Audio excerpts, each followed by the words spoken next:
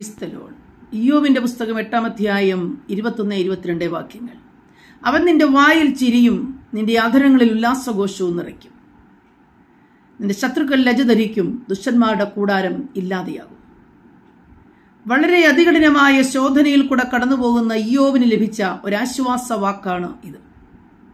ഇയ്യോബിന്റെ ജീവിതത്തിലെ കഷ്ടതയെക്കുറിച്ച് പറഞ്ഞറിയിക്കേണ്ടല്ലോ.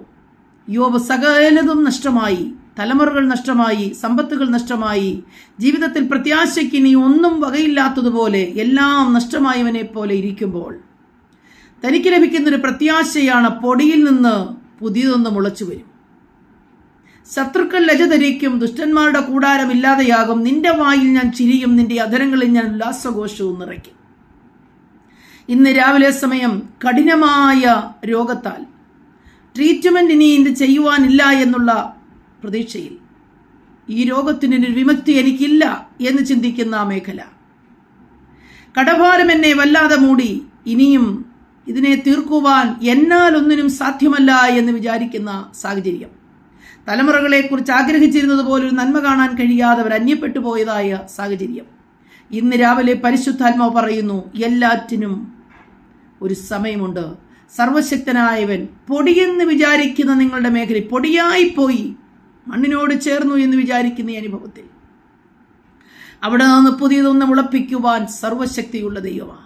തൻ്റെ ഭക്തനായ ഇയ്യോബിന്റെ ജീവിതത്തിൽ നഷ്ടമായതെല്ലാം ഇരട്ടിയായി മടക്കി കൊടുത്തു എന്ന് നാം വായിക്കുന്നു. ഒറ്റക്കാര്യം ചെയ്യണം, പ്രത്യാശയോടെ ദൈവത്തിൽ ആശ്രയിക്കണം. എൻ്റെ കർത്താവിന് പൊടിയിൽ നിന്ന് പുതിയതിനെ മുളപ്പിക്കുവാൻ കഴിയുമെന്ന് വിശ്വസിച്ച ഇയ്യോബ് അനേകമായ നഷ്ടങ്ങളും പ്രതികൂല സാഹചര്യങ്ങളും നിന്ദകളും പരിഹാസങ്ങളും ഏറ്റപ്പോഴും ദൈവത്തിൽ തന്നെ ആശ്രയിച്ചുറച്ച ഒരു ഭക്തൻ, പ്രത്യാശയെ തന്നെത്താൻ വാക്കുകൾ കൊണ്ട് വർദ്ധിപ്പിച്ചുകൊണ്ടിരുന്ന ഒരു ഭക്തൻ, തൻ്റെ ജീവിതത്തിൽ താൻ ഇതാ പൊടിയിൽ നിന്ന് പുതിയതിനെ മുളച്ച് കാണുകയാണ്. തൻ്റെ വായിൽ പിന്നെയും ചിരിയും തൻ്റെ അധരങ്ങളിൽ ഉല്ലാസഘോഷവും നിറയുകയാണ്. പ്രിയപ്പെട്ടവരെ, രാവിലെ സമയം അധരങ്ങളിൽ ഇപ്പോൾ കരച്ചിലാണോ? നിങ്ങളുടെ ചിരി മാറിപ്പോയോ? കഷ്ടതയുടെയും പ്രയാസങ്ങളുടെയും നിരാശകളുടെയും ജീവിതാനുഭവങ്ങൾ ഇപ്പോൾ വല്ലാതെ താഴ്ത്തി കളയുന്നുവോ? ഇന്ന് രാവിലെ ദൈവാത്മാവ് പറയുന്നു, പ്രത്യാശയോടെ കാത്തിരിക്കുക. യഹോവ ഭക്തന് ഒരു പ്രതിഫലമുണ്ടാകും നിശ്ചയം.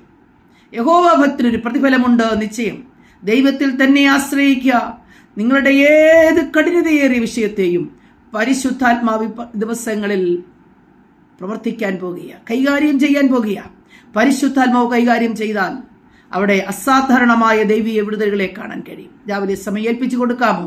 ഇയ്യോബിനെ പോലെ ഒരു പ്രത്യാശ വർദ്ധിക്കട്ടെ. പൊടിയിൽ നിന്ന് പുതിയൊന്ന് മുളച്ചു വരും. എൻ്റെ വായിൽ ചിരിയും എൻ്റെ അധരങ്ങളിൽ ഉല്ലാസഘോഷവും നിറയും. ആമേൻ.